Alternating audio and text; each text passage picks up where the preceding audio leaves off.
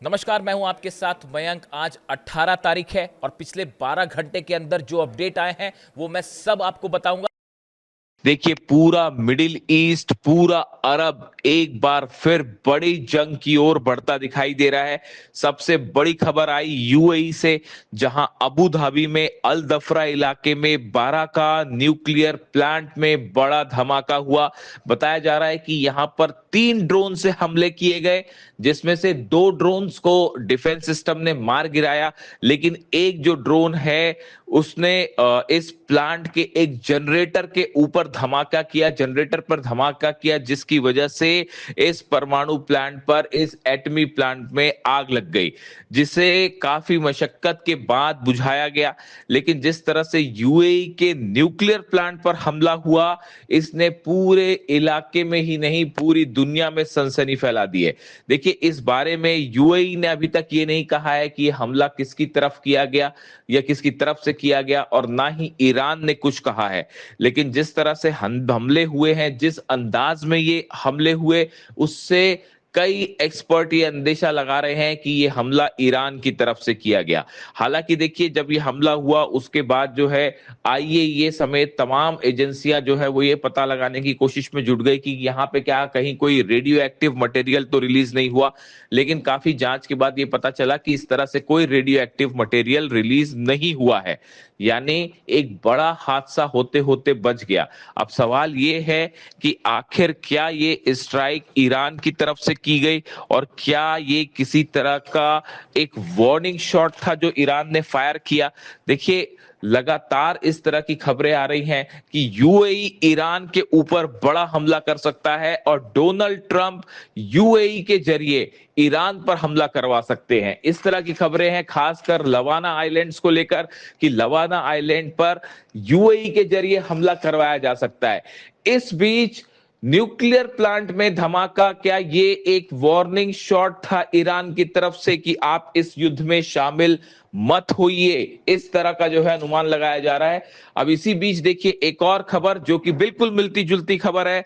बताया गया कि जैसा देखा, जो तस्वीरें सामने आई कि इजराइल के बेत शेमेश इलाके में एक बहुत बड़ा धमाका हुआ, जहां एक बड़ा मशरूम क्लाउड बना। यह धमाका बिल्कुल वैसा था जैसा परमाणु धमाका होता है, एटमी धमाका होता है, उसके बाद जो मशरूम क्लाउड बनता है, उसी तरह से ये मशरूम क्लाउड बनता हुआ दिखाई दिया। अब देखिए, सवाल ये है कि ये बेत शेमेश इलाके में ये धमाका कैसे हुआ। जो कंपनी है, सरकारी कंपनी इजराइल की तोमर, उसका कहना ऐसा है कि ये एक टेस्टिंग ग्राउंड है जहां पर ये धमाका किया गया, और ये एक कंट्रोल्ड धमाका था, यानी कंपनी की तरफ से ही धमाका किया गया था, इस तरह के दावे किए गए। लेकिन हकीकत ये है कि ये जो धमाका हुआ, उसके बाद जो वीडियो सामने आए, उसमें लोग भागते हुए दिखाई दिए, अफरा तफरी मच गई वहां पे। इससे माना जा रहा है कि लोगों को अंदाज नहीं था कि यहां पर ऐसा कुछ होने वाला है।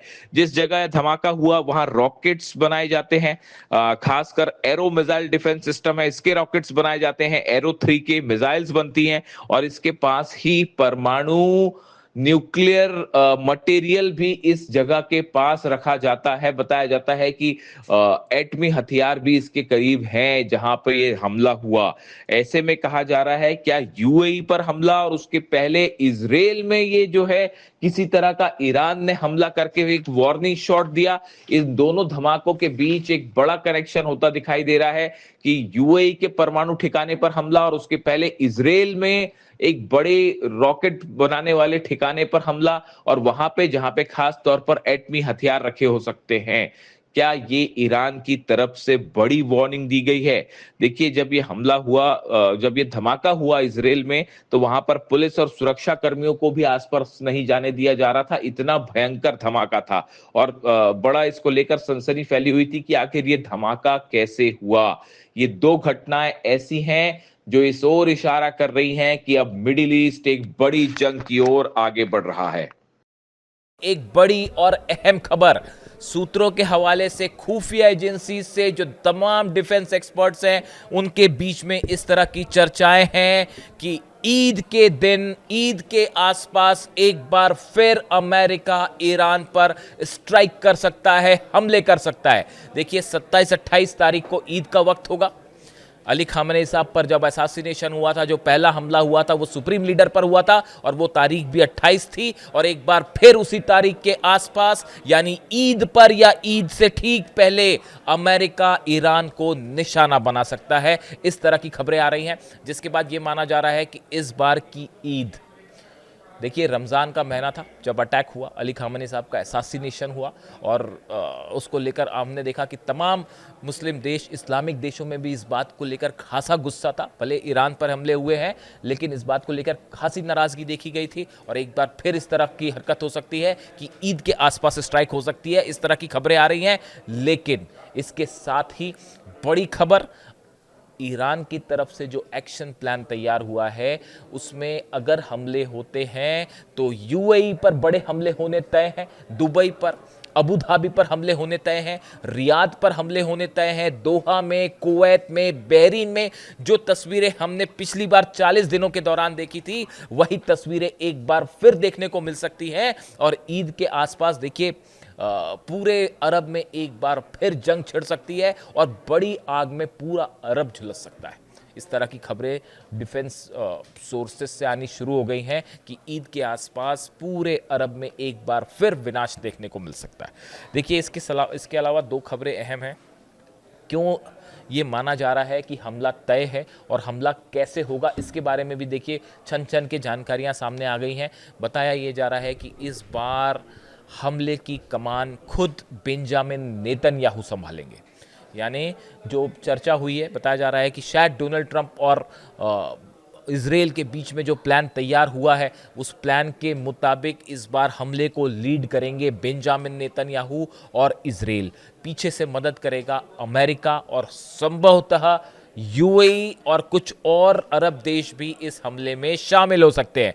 ऑलरेडी यूरोप के कई फाइटर जो प्लेन्स हैं वो भी हॉर्मुज के आसपास हैं। इसके साथ ही कई जंगी जहाज यूरोपियन देशों के भी हैं, फ्रांस के हैं, इटली के हैं, ब्रिटेन के हैं। उनकी क्या भूमिका होगी इस पर भी अभी थोड़ा इंतज़ार करना होगा कि क्या वो ईरान के खिलाफ किसी ऑपरेशन में शामिल होंगे, इसको लेकर इंतजार करना होगा। हमने एक नया पैटर्न देखा है ये कि इस बार ऐसा हुआ कि यूएई की तरफ से हमले हुए लेकिन कोई क्लेम नहीं किया गया, सऊदी की तरफ से हमले हुए लेकिन कोई क्लेम नहीं किया गया। यानी ऐसा भी हो सकता है कि कई देश हमले में शामिल हों लेकिन ये बात ना बताएं कि हमने हमला किया है। तो इस तरह का पैटर्न भी देखने को मिल सकता है। देखिए इस बीच जो सबसे बड़ी खबर है, कुछ साइंस ऐसे होते हैं जो ये बता देते हैं कि हाँ जंग तय है। उन्हीं में से जो है एक बड़ा डेवलपमेंट ये है कि जितने F-16 जेट्स हैं, F-35 जेट्स हैं जो कि इजराइल में हैं, जो कि हॉर्मुज के आसपास अमेरिकन बेसिस पर तैनात हैं, इन सब में एक बड़ा परिवर्तन किया गया है और इनमें एक्स्ट्रा फ्यूल टैंक्स लगाए गए हैं। समझिए इस बात को, अमेरिका ने अपने फाइटर जेट्स में F-16 में F-35 में एक्स्ट्रा फ्यूल जेट्स लगाए हैं। वजह ताकि ईरान पर हमला करके जब ये वापस आए तो इन्हें हवा में रिफ्यूलिंग ना करनी पड़े, हवा में तेल ना भरना पड़े। हमने देखा पिछली बार बड़ी संख्या में अमेरिका के रिफ्यूलिंग जेट्स, देखिए आप जब हवा में भरने की कोशिश करते हैं ऑयल तो वो बड़े आसानी से निशाने पे आ जाते हैं मिसाइल के। खासकर ईरान के पास अब जो डिफेंस सिस्टम है उसमें निश्चित रूप से चीन ने भी मदद की और रूस ने भी मदद की। अब इसमें किसी को कोई शक नहीं होना चाहिए, वरना F-35 जैसे जेट्स नहीं गिर सकते। अब इन सूरत हाल में अगर रिफ्यूलिंग जेट्स भेजता है अमेरिका तो वो सॉफ्ट टारगेट पे होंगे और पिछली बार की तरह जितना नुकसान हुआ उससे बचने के लिए अमेरिका की एयरफोर्स ने रणनीति बनाई है। अपने फाइटर जेट्स F-16 में एक्स्ट्रा टैंक लगा दिया गया है और उसके बदले 2 मिसाइल्स कम कर दी गई। देखिए हेलफायर मिसाइल्स और बाकी की भी मिसाइल्स जो होती है, होता यह है कि आप जब एक्स्ट्रा फ्यूल टैंक लगाएंगे तो जितनी मिसाइल्स की और लॉन्चेस, मिसाइल लॉन्चेस जो लगे होते हैं उसमें जिससे मिसाइल फायर होती है उसको कम कर दिया जाता है और उसके बदले आपने फ्यूल टैंक लगा दिया ताकि मिसाइल भले 1-2 कम हो जाए लेकिन आप एक्स्ट्रा टैंक है ताकि आपको भरवाना ना पड़े रिफ्यूलिंग के दौरान। ये इस बात का इंडिकेशन माना जा रहा है कि जंग अब तय है। बात नंबर दूसरी, आप आगे बढ़िए। दूसरी जो बड़ी खबर है कि हॉर्मुज को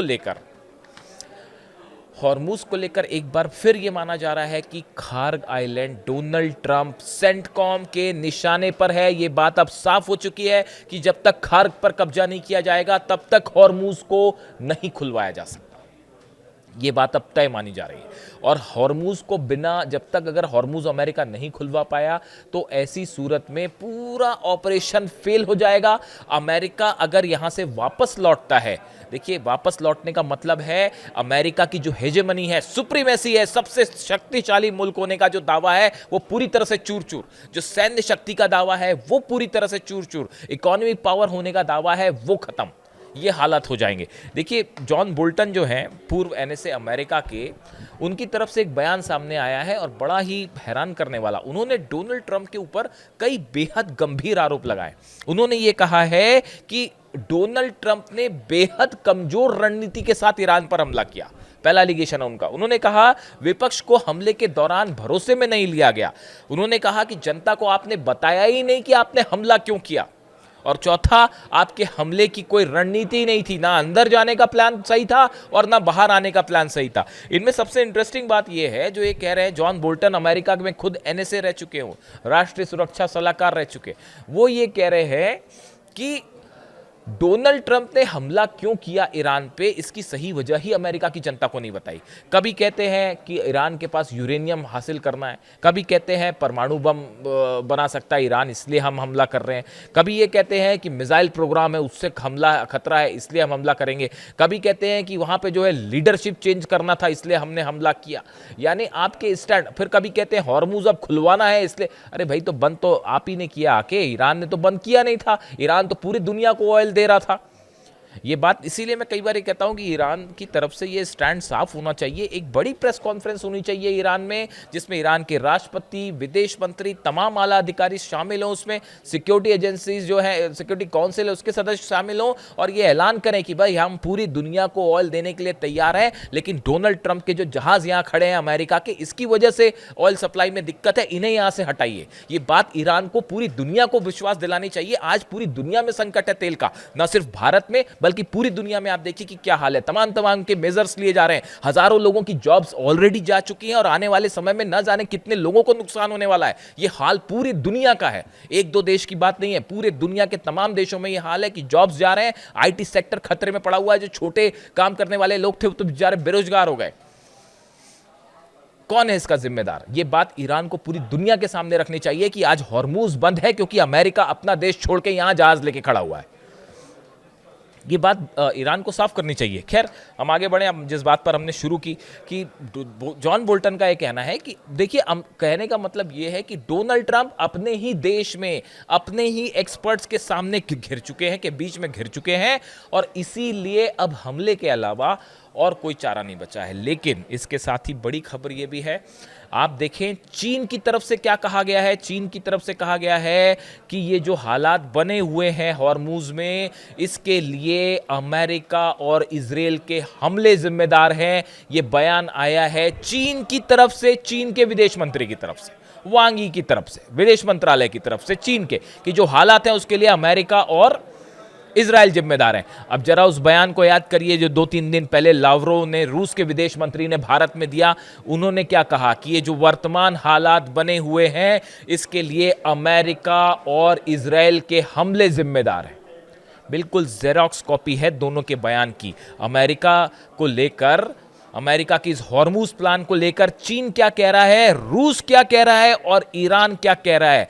अब्बास अराक्ची साहब भारत में थे, उन्होंने भी यही बात कही थी कि ये जो हालात बने हुए हैं इसके लिए अमेरिका की दादागिरी जिम्मेदार है। वो हमारे फारस में आके, फारस ईरान का था, है और हमेशा रहेगा। आप हमारे यहाँ आके अपने जहाज लेके खड़े हुए हैं, ये दादागिरी खत्म होनी चाहिए। कौन किससे तेल खरीदे, कौन किसको तेल बेचे, ये आप कौन तय करने वाले होते हैं। ये बात ईरान के विदेश मंत्री ने कही। ये सरासर दादागिरी है। इन शब्दों का उन्होंने इस्तेमाल किया। आप देखिए, कहने का मतलब समझिए, इंटरनेशनल रिलेशंस में जो बयान होते हैं वो बड़े महत्वपूर्ण होते हैं। जब पूरी दुनिया इस तरह की बात कर रही थी कि अब चीन जो है वो साथ दे देगा अमेरिका का और वगैरह वगैरह, इस तरह की तमाम बातें हो रही थी, लेकिन हकीकत देखिए निकल के क्या आई। इनके बीच में जब ये डोनाल्ड ट्रंप चीन की यात्रा पे थे, उस समय मैं खुद इस रूप में लावरोव को फॉलो कर रहा था, रूस के विदेश मंत्री को, कि उनकी तरफ से क्या क्या बयान आ रहे। उन्होंने, मैं आपको बता चुका हूं, उन्होंने हर उस बात का जवाब दिया जो डोनाल्ड ट्रंप बीजिंग से कह रहे थे, चीन से कह रहे थे। यानी रूस के बीच में, चीन के बीच में और ईरान के बीच में ये जो बयान आए, इनके नेचर ये बता रहे हैं। तीनों के विदेश मंत्रियों के बयान जेरोक्स कॉपी हैं और इसका मतलब ये है कि इस बार अगर अमेरिका ने हमला किया तो ये इसका रूप हमले का पिछली बार के मुकाबले और बड़ा होगा। और खासकर पुतिन के इस बयान की, पुतिन ने वो जो मिसाइल टेस्ट किया 35,000 किलोमीटर वाली, वो कोई यूक्रेन के लिए टेस्ट नहीं था, वो अमेरिका को बताने के लिए था। और पुतिन की तरफ से ये कहना कि हम यूरेनियम रखने को तैयार हैं, ये आखिरी प्रस्ताव है जो दे दिया गया है, बस इसके अलावा अब कोई चारा नहीं बचता कि यूरेनियम हम रखने को तैयार है। हालांकि उसके लिए भी ईरान तैयार होगा नहीं होगा, अमेरिका क्या कहेगा वो बड़े दूर की। हालांकि इसके पीछे, पर्दे के पीछे बड़ी चर्चाएं चल रही हैं कि क्या अब इस बात पर चर्चा हो कि क्या ईरान जो है वो अपना यूरेनियम उसका ट्रांसफ़र किया जाए रूस को। इसके अलावा और कोई और ऑप्शन नहीं बचता है। इस तरह की बातें हैं, कई एक्सपर्ट इस तरह की बातें कर रहे हैं। कौन इसके लिए तैयार होगा पता नहीं, लेकिन फिलहाल हालात ये है कि जंग का प्लान तैयार है, नेतन्याहू उसको लीड करेंगे और बड़ा काउंटर ऑपरेशन ईरान ने भी तैयार कर रखा है, जिसका नतीजा है कि ईद के आसपास स्ट्राइक हो सकती है और पूरा अरब ईद के मौके पर एक बार फिर जंग में धकेला जा सकता है। इससे जुड़ा जो भी अपडेट होगा आप तक पहुंचाऊंगा। Thank you so much.